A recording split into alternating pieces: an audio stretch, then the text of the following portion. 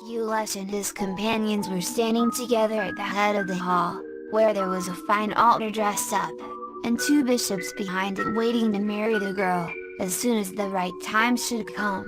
Now nobody could see the sheiks, for they said a word as they came in, that made them all invisible, as if they had not been in it at all.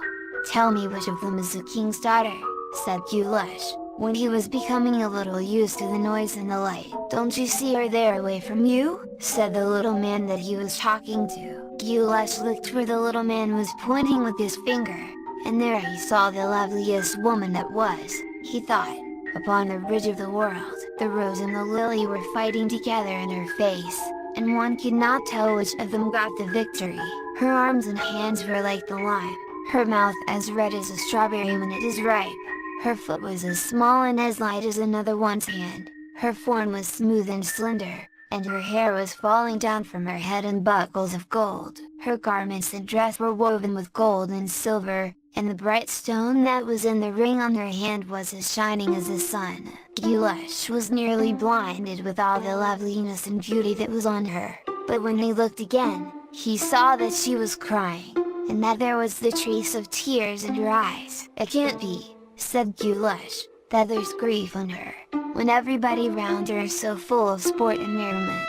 "Musha, then, she is grieved," said the little man, "for it's against her own will she's marrying, and she has no love for the husband she is to marry. The king was going to give her to them 3 years ago, when she was only 15, but she said she was too young, and requested him to leave her as she was yet. The king gave her a year's grace, and when that year was up he gave her another year's grace, and then another, but a week or a day he would not give her longer, and she is 18 years old tonight, and it's time for her to marry, but, indeed, says he, and he crooked his mouth in an ugly way, indeed, it's no king's son she'll marry, if I can help it." Guleesh pitied the handsome young lady greatly when he heard that, and he was heartbroken to think that it would be necessary for her to marry a man she did not like, or, what was worse, to take a nasty shepherd for a husband.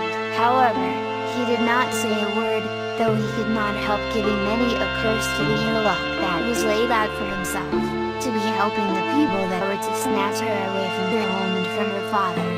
He began thinking, then, what it was he ought to do to save her, but he could think of nothing. "Oh, if I could only give her some help and relief," said he, "I wouldn't care whether I were alive or dead, but I see nothing that I can do for her."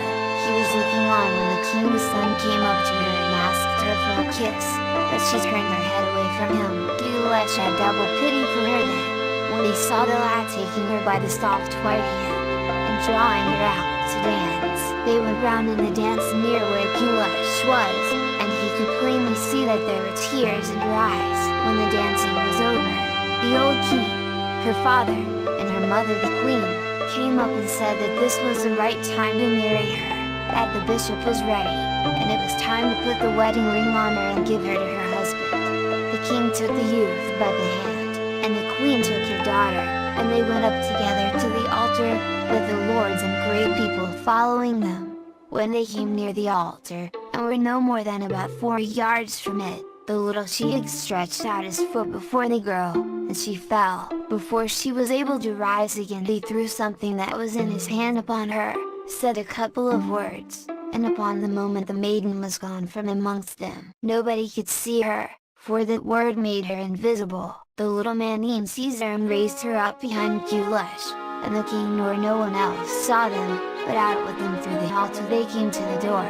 "Oh, dear Mary, it's there the pity was, and the trouble, and the crying, and the wonder, and the searching, and Rubicon, when that lady disappeared from their eyes, and without their seeing what did it, out of the Guleesh, illustration 1.png, door of the palace they went, without being stopped or hindered, for nobody saw them, and, my horse, my bridle, and saddle, says every man of them, my horse, my bridle, and saddle, says